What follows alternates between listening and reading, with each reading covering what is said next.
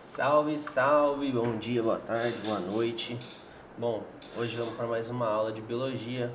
Aula de hoje, de agora, nesse momento, é destinada para o segundo ano do colegial, segundo ano do ensino médio, e será sobre o nosso sistema digestório, beleza?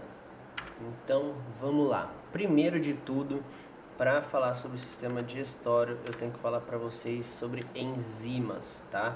O que são enzimas? Bom, enzimas são proteínas, tá?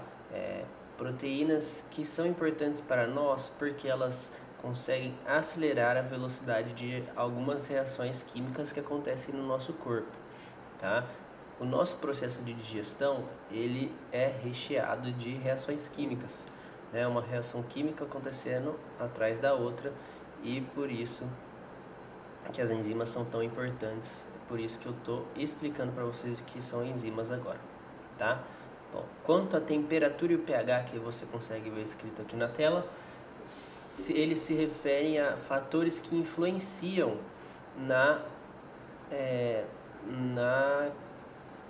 no uso das enzimas. Ao desempenhar o papel as enzimas, ao desempenharem o seu papel, elas precisam ter uma temperatura e um pH adequados para desempenhar o papel 100% bem, tá? Se alguma dessas coisas ficar alterada, pode mudar a configuração estrutural da enzima, e isso aí vai fazer ela perder a função, tá? Por isso que a temperatura e o pH são importantes, e vocês vão entender direitinho porque eu estou falando isso quando a gente começar. Bom, sistema digestório. Eu dividi ele em três partes, tá? O tubo digestório alto, tubo digestório médio, tubo digestório baixo e os órgãos anexos, né? Então, na verdade são 4 partes, beleza? Primeiro órgão todo é a boca, né? A boca, ela é importante para a digestão mecânica, ou seja, mastigação, né? Quanto mais nós mastigamos, mais vai ser mais fácil para o nosso estômago, para o nosso intestino digerir o resto do alimento, tá? Outra coisa, na nossa boca nós temos uma enzima chamada pitialina ou amilase salivar, que é uma enzima que começa a digestão de carboidratos já na nossa boca, tá? Então ela também tem a digestão química acontecendo aí nesse órgão maravilhoso que é a boca. Depois da boca vai passar para a faringe, e pela faringe, pelo esôfago, tá? Vamos ver nesse vídeo aqui que vai mostrar como é que acontece esse movimento. Swallowing occurs in 2 stages, the oropharyngeal and esophageal stages.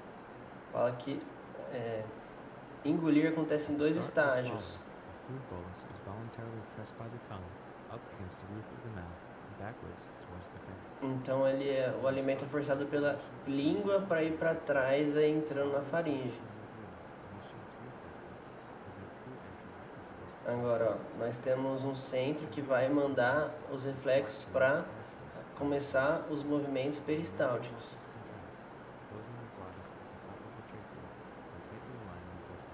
Isso aqui que está acontecendo, ó, ele está tampando a parte, porque a faringe é um órgão que é compartilhado entre o sistema digestório e o sistema respiratório, tá? Então ele tem esse mecanismo, serve para a comida não entrar no lugar errado.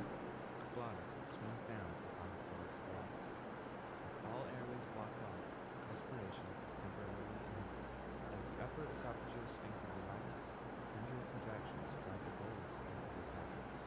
The oropharyngeal stage is done, and breathing resumes. During the esophageal stage, primary wave peristalsis initiated. Eles falam dos movimentos peristálticos, passa pelo esôfago até chegar no esfíncter do esôfago que está lá no estômago. The bolus is sticky and adheres to the esophagus. Secondary peristaltic waves, triggered by the intrinsic plexus at the point of distension, completely through the esophageal lumen to finish the swallow. Belezinha? Então é aí como que a comida passa pela faringe, pelo esôfago, chegando até o estômago, né? É a deglutição, esse processo, e ela começa com a mastigação, né? Depois, quando a sua língua coloca a comida para dentro da sua faringe, né? Ele fecha o canal que se liga com o sistema respiratório para entrar tudo no lugar certo, e então os movimentos peristálticos acontecem para essa comida aí descendo. Beleza? Bom, pontos importantes então. Na boca iniciamos o processo de digestão mecânica, que é a mastigação, e a química, que é através da pitialina ou amilase salivar. A faringe é importante saber que ela é um órgão compartilhado entre o sistema digestório e o respiratório. O processo de deglutição e a importância da epiglote para não acontecer, né, a entrada de alimentos no lugar errado, e os movimentos peristálticos são as partes importantes desse que foi o tubo digestório alto. Agora vamos começar no tubo digestório médio. Cara, eu não vou ficar... O nosso estômago é simples, tá vendo? Ele chega no esôfago, que tem um esfíncter esofágico, que é o que controla a entrada do estômago, o esfíncter pilórico, que é o que controla a entrada do estômago para o intestino grosso, para o intestino delgado, desculpa, que começa aqui no duodeno, tá? Nosso estômago tem muita mucosa, tá? E também produz um ácido, beleza? Então vamos lá. Quando essa comida chega num pH neutro, na maioria das vezes, que é em torno de 7, tá? pH neutro. A escala de pH vai do 0 até o 14, sendo 0 o mais ácido e 14 o mais alcalino, tá? Bom, esse bolo alimentar chega no estômago neutro, então no pH ali por volta de 7, só que a enzima pepsina, que é a principal enzima que age no estômago, ela precisa, idealmente, para conseguir atuar, ela precisa de um pH ácido, tá? Então, qual é o mecanismo que o nosso estômago usa para adequar esse pH? É a liberação de ácido clorídrico, tá? Nosso estômago libera ácido clorídrico para adequar o pH à ação da pepsina, para que a pepsina possa agir de forma mais eficiente de forma mais eficiente na digestão das proteínas inicialmente, beleza? O que nós temos... Caraca, Rafa, mas você está falando então que tem ácido no nosso estômago? Sim, só que você tem proteção contra esse ácido, tá? Que é a mucosa. A mucosa do seu estômago, ela está constantemente renovando para te proteger contra esse ácido clorídrico, né? A mucosa, ela tem substâncias ali que amenizam o efeito desse ácido clorídrico, beleza? E ela está sempre renovando as células, fechou? Bom, uma coisa interessante é o que? Quando, por exemplo, o refluxo acontece quando a pessoa às vezes fica muito tempo sem comer e vai tomar um café. E aí você ao ingerir a comida, o seu estômago já recebe a mensagem que ele tem que liberar o ácido clorídrico para a pepsina entrar em ação.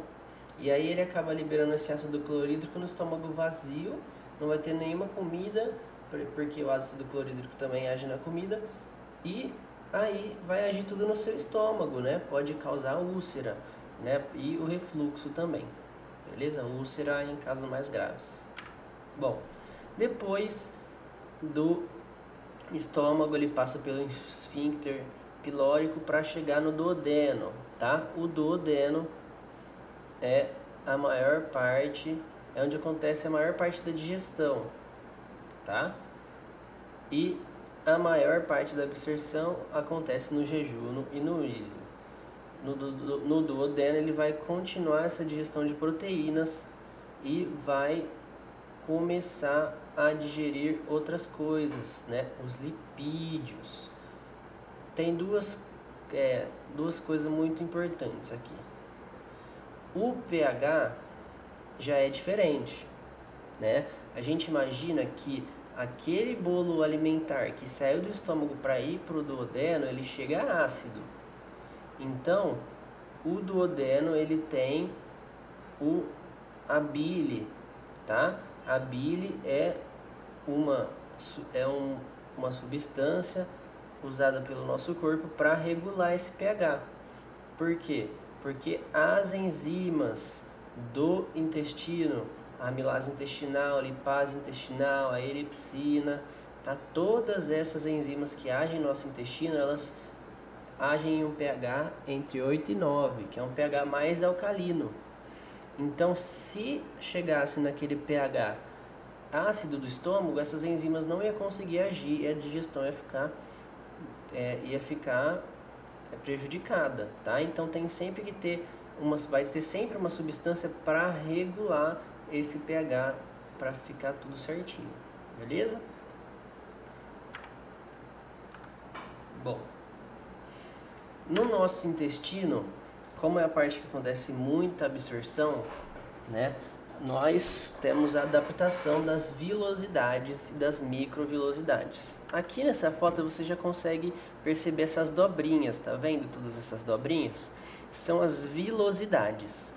As microvilosidades são praticamente a mesma coisa, só que é um nível microscópico. Por quê? Porque ela aumenta a superfície de contato do alimento com as células e aí as células vão conseguir absorver mais nutrientes, beleza?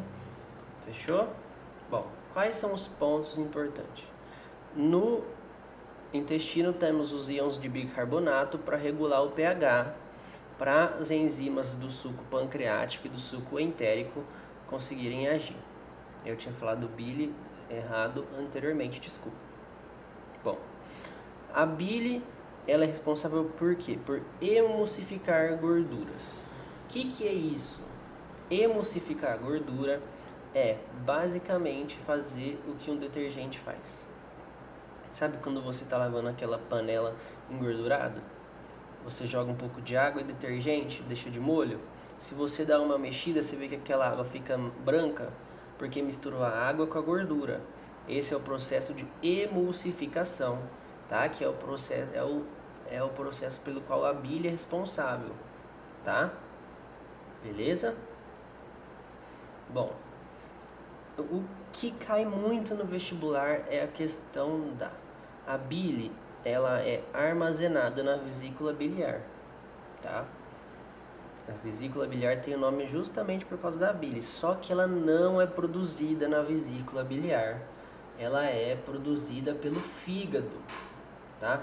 Isso é muito importante, isso cai muito no vestibular, tá? É uma pegadinha clássica aí dos vestibulares, beleza? Bom, nós temos também duas enzimas, né, que elas ficam inativadas e elas são ativadas por outra enzima. Por que isso? Elas são ativadas por outra enzima porque elas digerem proteínas. Então, se elas ficassem na sua forma ativa o tempo inteiro, elas iam acabar digerindo nosso próprio corpo, tá? Então, elas precisam ficar inativadas e serem ativadas somente quando tem alguma comida, algum alimento para elas digerirem, tá bom? Fechou? Então tá. Agora, intestino grosso, que é onde acontece a absorção, a reabsorção, tá? Então vamos aí para ele. Quais são as funções? Ele reabsorve a água. Então, durante todo esse processo, muita água é utilizada, tá? Eu não sei se você já percebeu, mas quando você está fazendo digestão, você come muito, você fica com vontade de tomar água depois, ou com a boca seca, porque você vai utilizando água nesses processos, tá? Então, o intestino grosso é responsável por reabsorver essa água que está saindo ali dos alimentos, né? Que está indo para você ter uma perda menor de água, tá? Que evolutivamente é um aspecto muito importante, beleza? Ele lubrifica as fezes para ficar mais fácil de sair e nele está presente a flora intestinal, né? A flora intestinal é um conjunto de bactérias, de outros seres que eles estão em simbiose com a gente e ajudam-nos a digerir algumas coisas em alguns processos, tá? Fechou? Bom, o intestino grosso é basicamente isso, tá? É nele vai ter alguma absorção ainda, tá? É nele que a formação do bolo fecal, não tem muito o que dizer. Nessa matéria, o mais importante é você entender como as enzimas agem, você entender que para a pepsina agir direito no estômago, ela precisa anteriormente do ácido clorídrico lá para deixar o pH certo. A mesma coisa dos íons de bicarbonato que fazem o pH ficar alcalino no intestino delgado para as enzimas do suco entérico, do suco pancreático conseguirem agir direito, tá? É isso que é o mais importante daqui. Fechou? Então vamos resolver alguns exercícios. Deixa eu ver se... Bom, uma enzima foi retirada de um dos órgãos do sistema digestório de um cachorro e após ser purificada foi diluída em solução fisiológica e distribuída em 3 tubos de ensaio, com os seguintes conteúdos. No tubo 1 tinha carne, no tubo 2 tinha macarrão e no tubo 3 banha. Então, no tubo 1 tinha proteína, no tubo 2 carboidrato e no tubo 2 lipídio. Em todos os tubos foi adicionado ácido clorídrico e o pH da solução baixou para um valor próximo a 2. Além disso, os tubos foram mantidos por 2 horas a uma temperatura de 37 graus. A digestão do alimento ocorreu somente no tubo 1. De qual órgão do cachorro foi retirada a enzima? Bom, o que eu acabei de falar para vocês, que o ácido clorídrico prepara o pH para a ação da pepsina, que está presente no estômago, tá? Então a resposta aqui é estômago. Veja bem que ele quis deixar bem claro a importância do pH e da temperatura adequados para a ação da enzima. Beleza? Para serem absorvidas pelas células do intestino humano, os lipídios ingeridos precisam ser emulsificados. Nessa etapa da digestão, torna-se necessária a ação dos ácidos biliares, vistos que os lipídios apresentam natureza apolar e são insolúveis em água. Esses ácidos atuam no processo de modo a hidrolisar os lipídios, agir como detergentes, tornar os lipídios anfifílicos, promover a secreção de lipases ou estimular o trânsito intestinal em lipídios. Bom, eu falei anteriormente, ele fala aqui do processo de emulsificação, né? O próprio exemplo que eu usei é de usar como um detergente, emulsificar é fazer o que o detergente faz, tá? Beleza? Qual cirurgia comprometeria mais a função do sistema digestório e por quê? A remoção dos 25 centímetros iniciais do intestino delgado ou a remoção de igual porção do início do intestino grosso. A remoção do duodeno seria mais drástica, pois nele ocorre a maior parte da digestão intestinal. A remoção do duodeno seria mais drástica, pois nele ocorre a absorção de toda a água de que o organismo necessita para sobreviver. Isso aqui a gente sabe que não é. A B já está errada, né? No duodeno pode até absorver a água um pouco, mas não é toda a água que a gente necessita. A remoção do intestino grosso seria mais drástica, pois nele ocorre a maior parte da absorção dos produtos do processo digestório. Será? A remoção do intestino grosso seria mais drástica, pois nele ocorre a absorção de toda a água de que o organismo necessita. Também não é essa, porque não é toda a água que nós necessitamos, tá? As duas remoções seriam igualmente drásticas, pois tanto no duodeno quanto no intestino grosso ocorrem digestão e absorção de nutrientes e de água. A remoção do duodeno seria mais drástica, pois nele ocorre a maior parte da digestão intestinal. Sim, até porque 25 centímetros do duodeno significa uma porcentagem muito maior do que 25 centímetros do intestino grosso, né? O intestino grosso ainda teria todo o restante para fazer a absorção de nutrientes, para fazer a reabsorção de água, tá? O duodeno seria quase inteiramente retirado, por isso que a sua remoção é mais drástica, beleza? Deixa eu ver se tem mais dúvidas. Bom, a boca é onde se inicia o processo de digestão dos alimentos, principalmente digestão química dos carboidratos. A saliva possui a enzima amilase, também denominada pitialina, que digere o amido e os polissacarídeos, como no caso do glicogênio, reduzindo-os em moléculas menores, como a maltose. Essa enzima perde sua ação em pH ácido, logo sua ação é inibida ao chegar no estômago. Sobre os eventos que se desenvolvem durante a digestão de carboidratos, é correto afirmar: inicia-se no estômago pela ação da pepsina e é completada no duodeno pela ação da tripsina. Não é isso, né? No estômago inicia-se a pepsina, faz a digestão de proteínas, beleza? O ácido graxo e o glicerol, resultantes da ação da lipase pancreática, resultantes da ação da lipase pancreática sobre os carboidratos, são absorvidos pelos capilares linfáticos. Tá, não sei se está certo, não sei se está errado, porém isso não tem nada a ver com a pergunta. Então, não é essa. A sacarose presente na beterraba vai ser degradada pela maltase presente no intestino delgado. Vai ser? Pode até ser. Na verdade não, né? Porque a sacarose é a junção de glicose mais frutose. E a maltase é a enzima que quebra a maltose, tá? A digestão de pães e massas começa na boca com a ação da pitialina, que tem um pH em torno de... Não sei o que aconteceu com o resto da questão, fica aí a dúvida. A última etapa da absorção dos carboidratos ocorre no estômago, onde são lançadas as carboxipeptidases. Essa não tem resposta, né? Eu não esqueci de colocar, mas a resposta certa é a D, tá? Que começa na boca, a digestão. Beleza? Unicamp. Ué, cadê o gráfico? Laia. Esse aqui, gente, vai ficar para... Esse aqui nós não vamos fazer, porque o gráfico não está aqui, agora não vai dar tempo de eu ir atrás, tá?